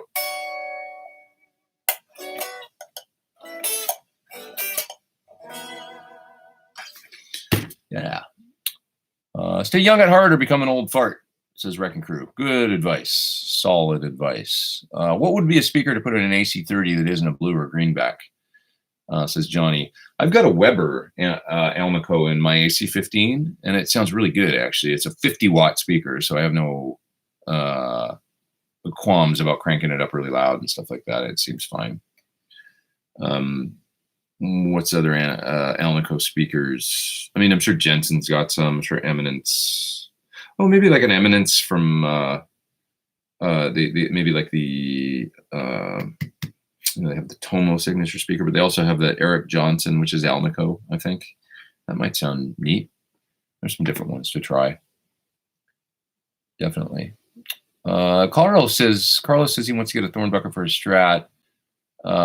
Can you play yours again for a few? I don't have any guitar sound hooked up right now. I haven't got that going today. So, but you can hear the Thornbucker in so many of my videos, and one of these days I will get the audio going here so I can do more playing examples. I should really get that going. I may just go sort of with the HX Stomp on my desk plugged right into the back of the Samson for this sort of thing, because I think that would be probably the easiest thing. I know I did that in one video, and then Rick Beato said that he was like, well, how are you doing that one day? And I told him, and then he's been doing that ever since. So maybe I should now take it back from Rick. Steal back my own idea of just playing through that, because it seems to work well for videos like this, for these live streams. How's the trem hold tune on the Sur that you're holding? It's okay. This is a standard, it's got vintage saddles on it, and it's the standard 2-post Goto. I think it's a Goto. This was still when they were, Gotos. This good old guitar. I mean, it's 10 years old. Not old, but it's pretty good. It's got the locking Spurzels on it because that's what they were using back then. And it's not bad. Not as good as my my bridge on my signature guitar, but I'm fine with it. The color of this Sur is awesome. Yeah, Cadillac green. I'm not even sure how well it shows up like over the stream, but it is cool. Even Don Henley one day when I was playing with him, he looked at me, he goes, "That guitar's a nice color." That's how he said it too. That guitar's nice color. Good looking guitar. Yeah. Pretty cool. It is a nice color. I agree. Cadillac green for those that would like one. SD Design says he likes Ocean Turquoise better. He's more of a blue man. Did I play guitar on Chris Cornell's Euphoria Morning? No, I did not. That was Chris and Alan Johannes. Great guitar playing on that. Probably about equal, the split of the guitar parts, I think. I didn't know Chris back then. I remember when that record came out, and it was like, oh, this is pretty cool. And Can't Change Me came out and stuff. It was like, this isn't Soundgarden. This is very different. Yeah. Any recommendations for a good 5150 sound? Perhaps 5153 Stealth instead? My Invective feels so bad compared to John and Dave's amps. I would just get a 5150. I mean, the 5153, maybe the Stealth or maybe the standard. I liked my original one. I thought it was good. You know, I had a white head. That's the one in the. No, oh no, it was black, wasn't it? Because I don't even remember. It was the one in the How to Play Eruption videos that I did. You can hear it on there. I mean, that's what I was using. I was using channel 2. I don't really like channel 3 in those amps. It's a really MIDI kind of high gain thing to me, or just the way that the mids are in it. And it's real gainy, but I like channel 2 a lot. That was where all the magic was in that amp to me. Good, awesome rock sound. I used it on tour for a while. Yeah, good stuff. What is your favorite all-around dynamic mic for acoustic or amplifier? A dynamic for acoustic, 57, 58, not so great on acoustic to me. I mean, you can do it. Not my favorite. My favorite dynamic mic, if we start talking about vocals, electric guitar amps, and acoustic guitar, things like that, is actually an SM7, which is a really great sounding microphone. Awesome mic to have around in your mic collection. Yes, it's more money, but it's not that much. They're under $500. They're like $350 or something, or $400. SM7, check it out. What a great mic to have around. You can use it as a lead vocal mic and recording, and many people have. I think folks like Bono and Michael Jackson, you can handhold them. You know, they're big body, but you can, and it's robust like any dynamic mic. Amazing on female singers that are screechy. If you've ever got if you work in the studio a lot, and if you got a girl singer that is a real screamer and has kind of a, kind of distorts the classic kind of condenser mics, and they can sound a little harsh sometimes. Man, an SM7 smooths it right out and just sounds just great. Just great. Yeah.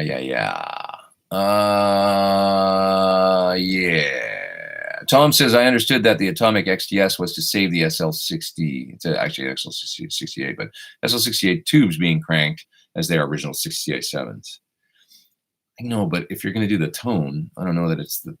If you're going to I'll put it this way: he went to the trouble of getting an original Variac, which I really don't think is going to make any difference between the. It's just not going to make a difference between using the Variac that's built into the amplifier and allows you to use it at full power if you want. I didn't understand that aspect of. I'm talking about this video now that LA Sound Design did, Van Halen rig video. And then if you're going to recap the amp with mustards, and then you're going to use an overdrive pedal and not crank the output tubes, I don't like it. I'll just say it wouldn't be the way that I would do it, and I've done lots of the Van Halen sound tone chasing thing. So you need I'll tell you, a couple of the components are, to me, it's the Echoplex, the amp cranked more than the 6CA7s, I mean, and certainly more than mustards, in the amp, you got to have the right circuit in the amp. The amp's got to be dimed, and with the Variac makes a big difference at low voltage, and then the amp bias right for that, which means cranked right up, and the bias, and the Echoplex pre in front, and then the guitar with the right wood, the right pickups and stuff like that, and all that stuff is the magic shite. Laurel Davis is in the top chat and says, Merry Christmas, Happy Holidays. You're greatly appreciated. Thank you so much. Thank you. I always learn from these streams, and I enjoy the community you've created here. Thanks a lot. I appreciate that. And Merry Christmas to you. Happy Holidays.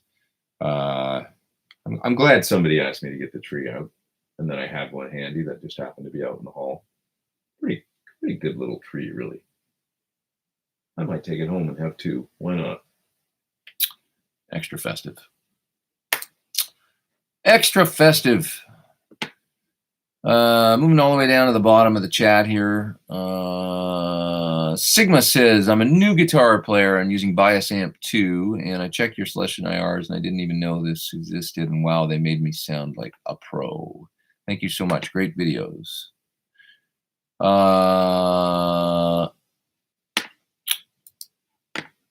Which Celestion IRs are you talking about? I wonder. Are you talking about? Let's see here. I just want to see something. Plus. Celestion Plus impulse responses. Celestion Plus impulse responses. It's never been easier. What do we got here? I guess you're just speaking about the ones that, yeah. Okay. Back to my chat here. Where am I here? Google Chrome. There you guys are. Time to jam and hang with the fam. I know my sister's coming into town pretty soon here. Gonna get to hang out with her and her husband, and that should be fun. She'll be here in a couple days. On Van Halen tone, says Al Scott Music. Lauren, what tone does one chase? The recorded tone or the live tone? Because recording changes it. Yeah, I mean, to me, it's like you're getting that average of, if you can get close to, Van Halen 1, Van Halen 2, something, somewhere in the middle, then you're in good shape. But I know what you mean. It is, do you chase that? Do you do the 90s thing? Do you do the 80s thing? Do you do the, like which one do you go for? It can be a matter of, just trying to dial it in. To me, the first few albums, the first album, there's a real quality to that has a distinct thing. And it's partly maybe those JBL speakers that he was possibly using, and then also the pickup in the guitar, because I think it was a super distortion. But beyond that, Van Halen 2, certainly the next album, Women and Children First, Fair Warning, there's some similarities there. Fair Warning has got a little gainy again, I think, like gainier than maybe he had on Van Halen 2 and stuff. Van Halen 2 is awesome though. That's Dave Friedman's favorite. It's got this raw, just cranked up plexi, PAF kind of thing going on. It's so cool. Jacques says, discuss more about Van Halen 1 and Van Halen 2.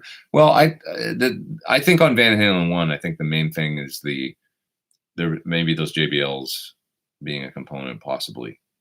Nobody knows for sure, but the thing about the Van Halen 1 tone is I have, like a lot of people have, that master of, ain't talking, no, sorry, is it Running with the Devil? Yeah, it's Running with the Devil. I have a multi-track master of that was floating around a few, so I have all the tracks isolated. And there's the dark mic and the bright mic, supposedly 257s. And, was it two mics on the same speaker, just in very different positions and then blended together? Or is it two different speakers?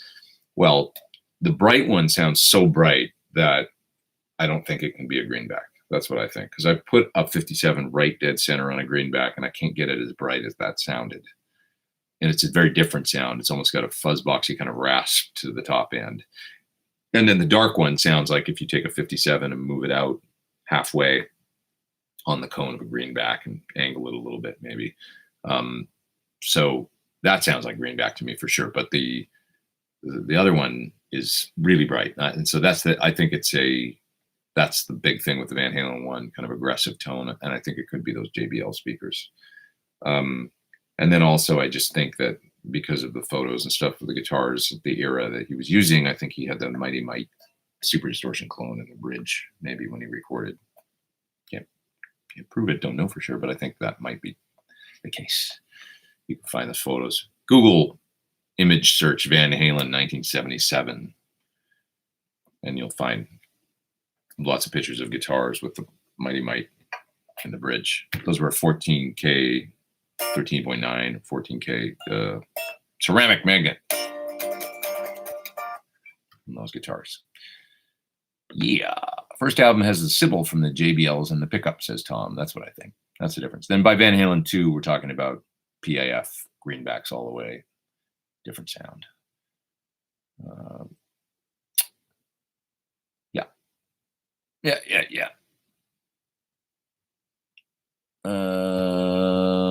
Let's see. What else we got here? Dirty Movies tone is so sick, says Wyatt. I agree. So great. The Van Halen 2, or Van Halen 1 sound is really not that gainy. Yeah, I think I would agree compared to modern distortion. You know, Van Halen 2 is my favorite tone, says PT Guitars. Also the flanger stuff. Yeah, I mean, like, Hear About It Later, you know, it's incredible sounding, right? And, you know, that's the other thing about the flanger, by the way, is if you watch my video of my first pedal board, I did a 2011, I did a pedal board rundown of my, you know, back in my house in Santa Monica. You could see and I played Hear About It Later, I think, on that with the EVH flanger. And it sounds exactly like it to me. It's they Dunlop nailed the flanger. And one time I did a thing where I played the beginning of Unchained, and I had me panned in the right and Van Halen in the left. And I somehow, whatever was going on, if you listen to it, there's an audio out of it. Somewhere out there on the internet is the audio of me doing this. And I was using the Blankenship Variplex, I think, with the MXR reissue flanger in front. And if you listen to it, the flanger locks up at the exact same sweep as the original. And you can hear it sweeping, and it sounds exactly the same in the right and left speakers. And I couldn't believe it because it, like, you know, wherever the flanger was in its sweep, when I turned it on, it just happened to be at the right place when I did the take. And it sounds exactly like the record to me. Yeah.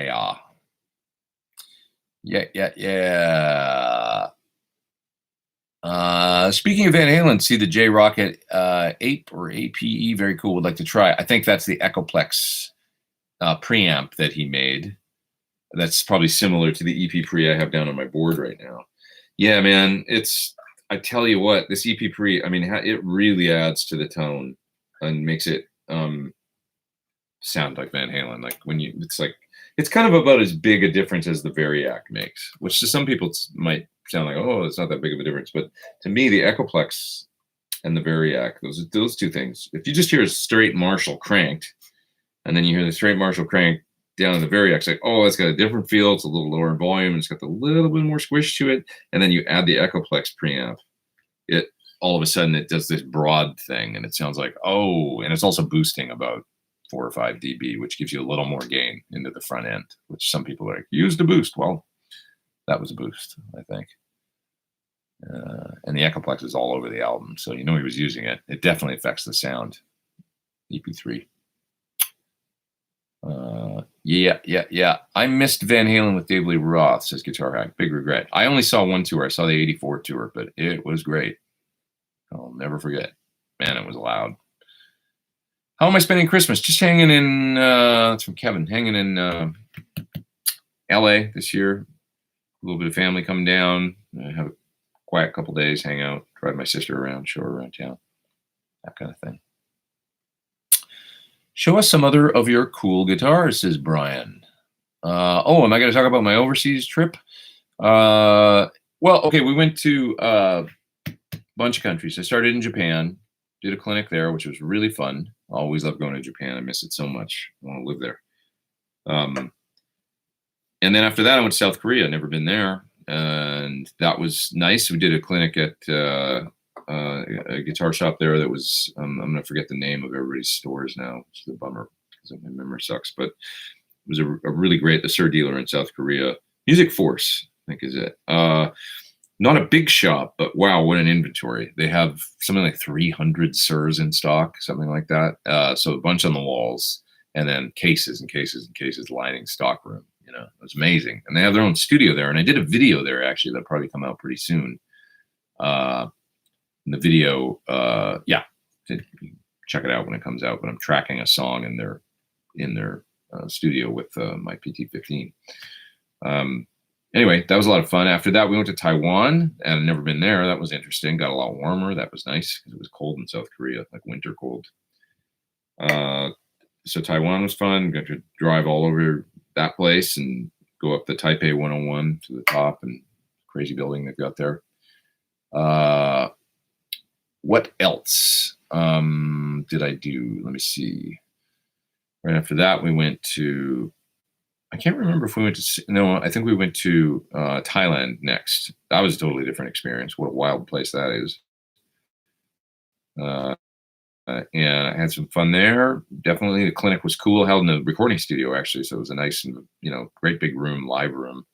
And at all these clinics, really well attended. I mean, some of them, like the Korea one, only had 50 people, but that was as many as they could invite because they did it in their shop, and it was packed with chairs and stuff. So that was a capacity, And then so it was anywhere from that on up to about maybe 110 or 20 or something like that at the most, folks. And yeah, just everybody's so damn nice when you go out to these places. And I sold a lot of CDs. People love buying CDs over in Asia still. What else happened? Singapore, that was fun. Same night as Paul Gilbert's concert, so it was probably one of the lighter as far as attendance goes, but it was still really nice because sometimes it's like, if you've got 40 people or something, it's nice because you can have a little bit more direct interaction with everybody in a clinic setting, I find.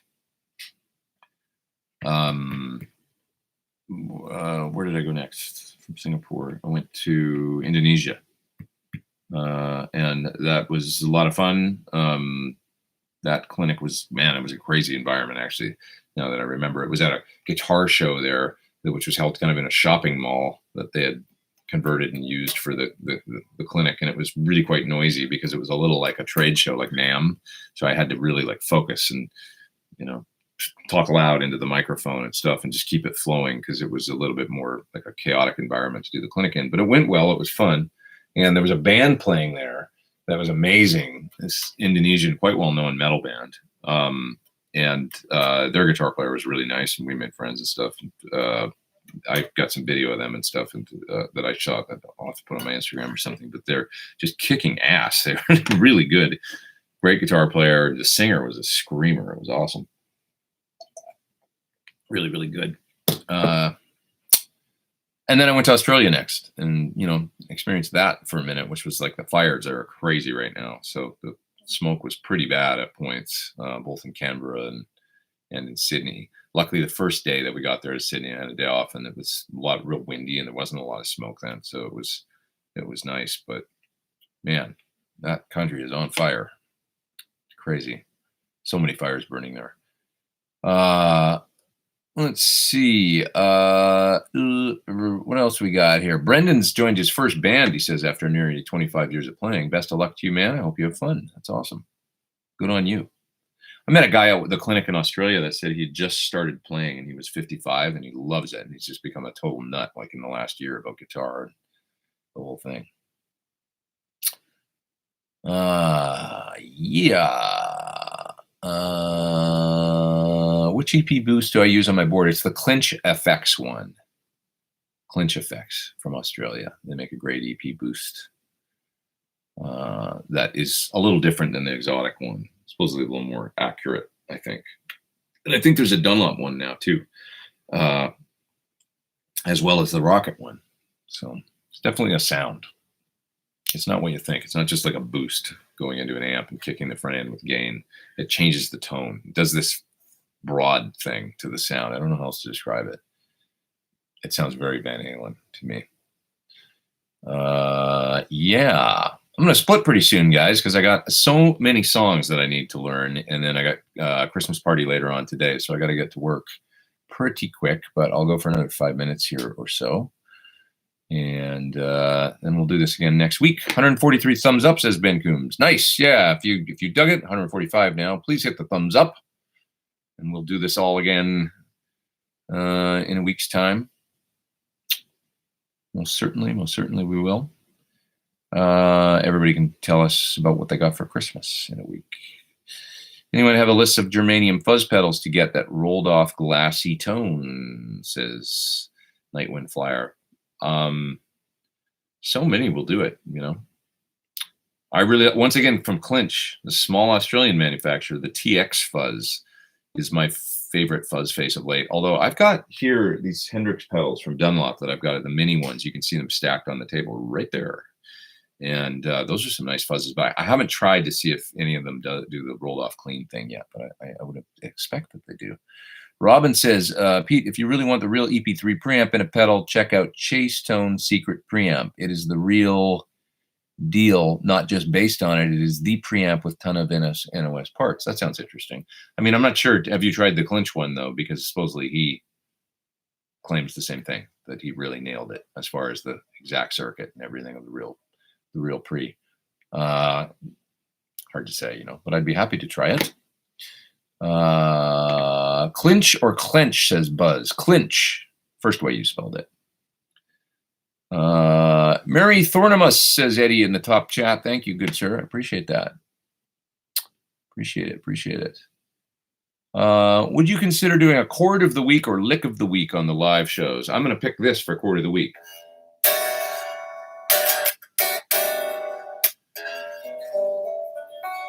Guitar's a little out of tune because I haven't played it in months. This shape you can move.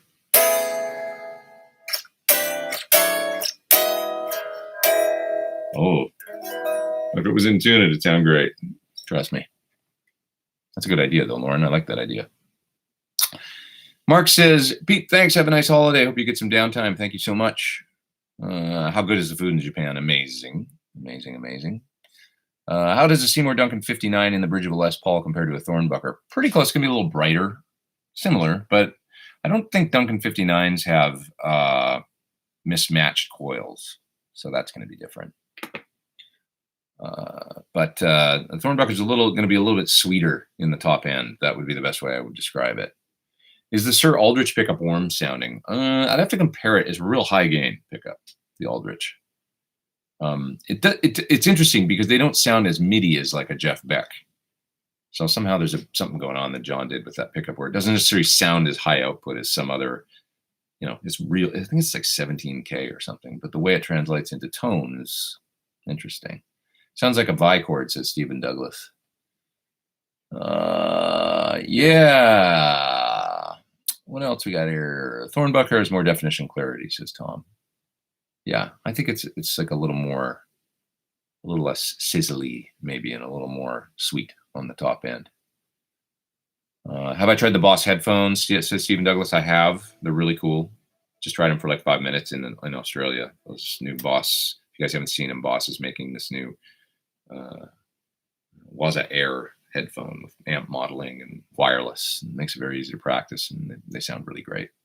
Have I tried the Luke DiMarzio transition? No, I haven't tried any of the. I've only picked up those Luke guitars and played them like acoustically in the store just to see how the necks are and stuff. Yeah. Well, guys, I think I'm gonna go and get some work done. It's almost 1. Went for about an hour and 45 or something today. I'll go get some songs learned and stuff like that. Get a little work done because I'm short on time. Do I use UA stuff on the master bus? Says Mike in the top chat. Thanks, Mike, for doing that. I do, yes. Tried the Manly Massive Passive and Comp recently. So silky, guitars really enhanced. I like that too. Yeah, what do I like? I like the on the UA and the master bus. I'll tell you what, it's boring, but I use the limiter all the time to limit my voice. So the progressive limiter or whatever it's called, precision limiter. Other UA stuff on the bus. The Millennia stereo EQ is fantastic for stereo bus. So check that out. I think. I mean, there's all the Oxford stuff. Oh, I use the SSL compressor all the time on the master bus, just for a little bit of that 2-bus kind of squish. Generally, in every mix I do, that thing is the first thing. I've used the analog tape, the 2-track Ampex a little bit. It's a little easier to get into trouble than with the slate stuff. Slate stuff is just sort of turn it on, set, easy. With the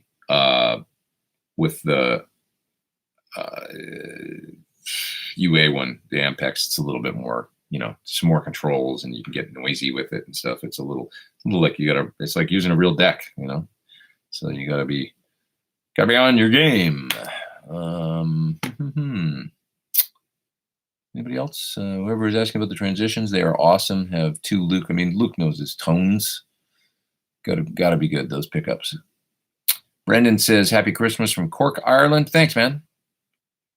Appreciate it.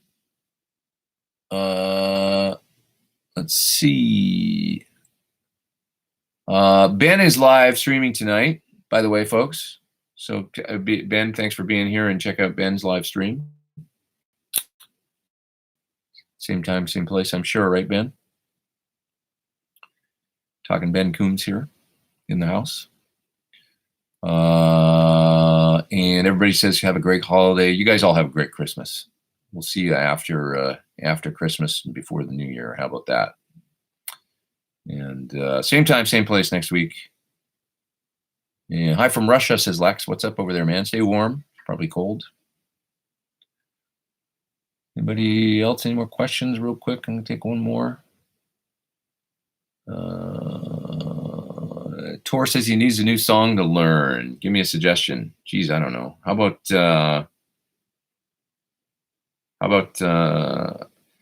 I've been recommending everybody in my clinics as a great example of an instrumental rock song, "Always With Me, Always With You" by Joe Satriani, because it's so melodic in the beginning, and it's got such a beautiful ramp to it as far as not playing too much at the top of the tune. I've been using it as an example of instrumental rock guitar that became it was a radio hit. It was a big summertime radio hit that year. And that album went multi-platinum for a reason, because he's paced himself throughout the song. So how about that? "Always With Me, Always With You." Great example of a good instrumental rock song, I think. All right, everybody. Have a great week, and have an awesome holiday, awesome Christmas. Ross wants a backstory on my 335. I bought it in 2002 from Vintage Gear in Hollywood, where I worked for a little while, actually, when I needed a job. How original is it? It's got a broken headstock that's been repaired. It's got Grovers on it, like many Gibsons. People put Grovers on them. It's got a chisel that was taken to it underneath the bridge pickup, because I think the guy was trying to do some rewiring, and so they made a mess of it under there and took some wood out. So that happened. But and it had I believe the big bridge on it back in the day. I don't know if it had a Bigsby or what, but it the Tune-o-matic and stop tail were added, like many of them back then. So it's had some mods to it, but it's a great player and original pickups and stuff like that. And yeah, we will see you next week at the same time, same place right here for another live stream. Maybe I'll try and get my HX Stomp going next week, so I've got some guitar happening. And I don't know, everybody have a great Christmas. We'll talk about our Christmas presents next week and stuff. It's Christmas time in Los Angeles. All the angels are here. What's that from? Here's a song from us to all of you. All right. You guys have a great Christmas. We'll see you next time. Over and out. Happy holidays.